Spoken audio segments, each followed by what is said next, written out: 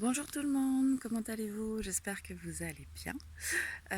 Voilà, alors ça fait plusieurs semaines maintenant, ça fait très longtemps que je veux vous faire une vidéo, mais je veux tellement qu'elle soit parfaite que je veux prendre le temps de bien la préparer, de bien tout vous expliquer, de bien faire des beaux montages, etc. Et du coup, ça traîne.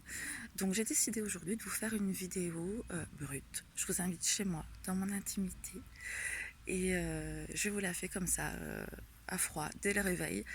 Pourquoi? Parce que c'est mon chat qui vient me dire bonjour. Voilà, vous êtes dans mon intimité. Pourquoi? Parce que j'ai rien dormi de la nuit. Ça doit vous arriver peut-être. J'ai rien dormi de la nuit. Pourquoi? Je me suis fait happer par mon écran. Euh, j'ai regardé des vidéos la nuit, de la musique qui m'a émerveillée. Donc j'ai regardé. Et je voulais vous faire une vidéo depuis longtemps sur la lumière bleue.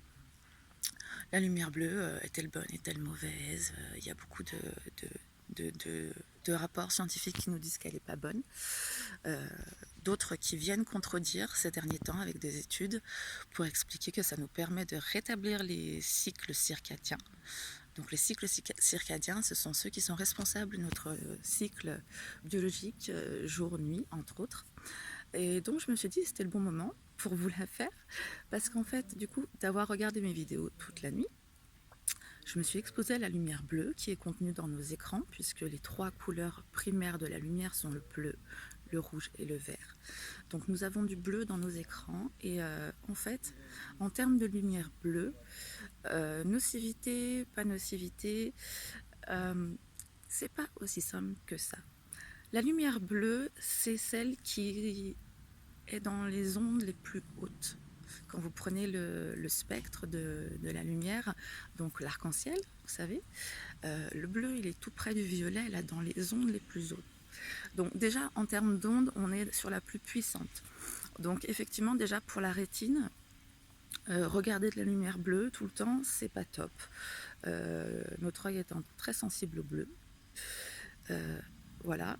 Mais alors, pour nos cycles circadiens, pour le sommeil, qu'est-ce qui se passe? Alors, en termes de lumière bleue, c'est toute une histoire de timing. C'est-à-dire que la lumière bleue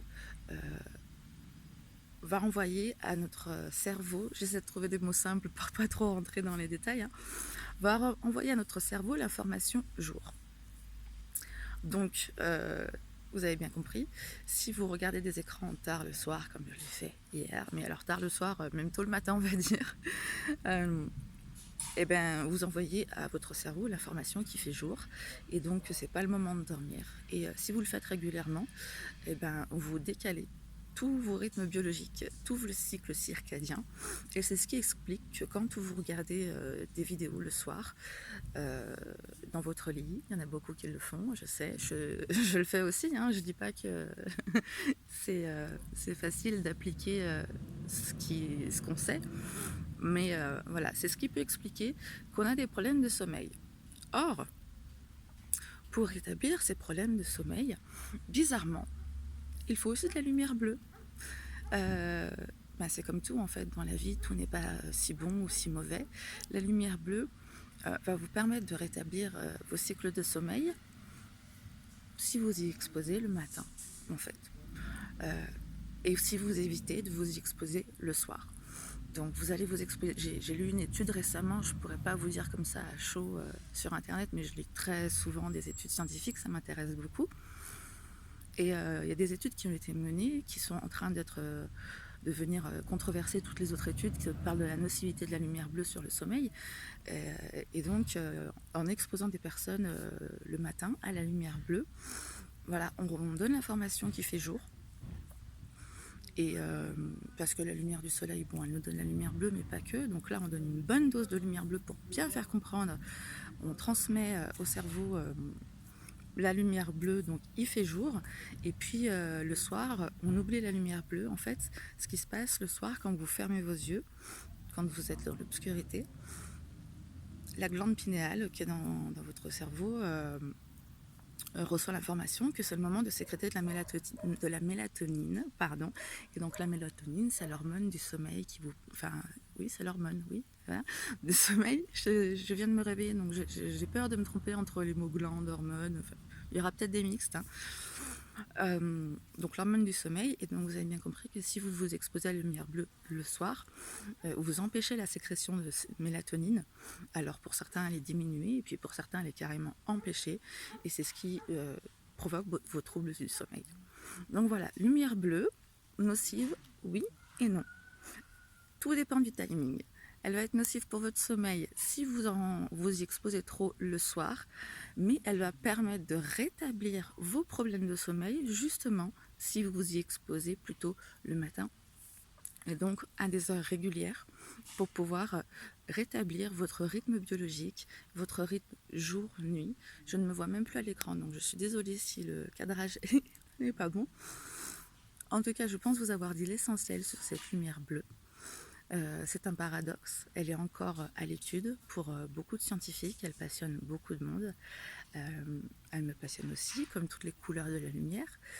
Une petite chose à vous dire, pour faciliter votre endormissement, du coup, vous prenez le contre-pied, vous vous mettez une lumière rouge.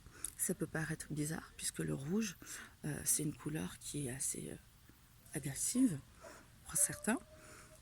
Sauf qu'en lumière, il faut bien faire la distinction sur les couleurs matière et les couleurs lumière. En lumière, le rouge, c'est la longueur d'onde la plus basse du spectre lumineux.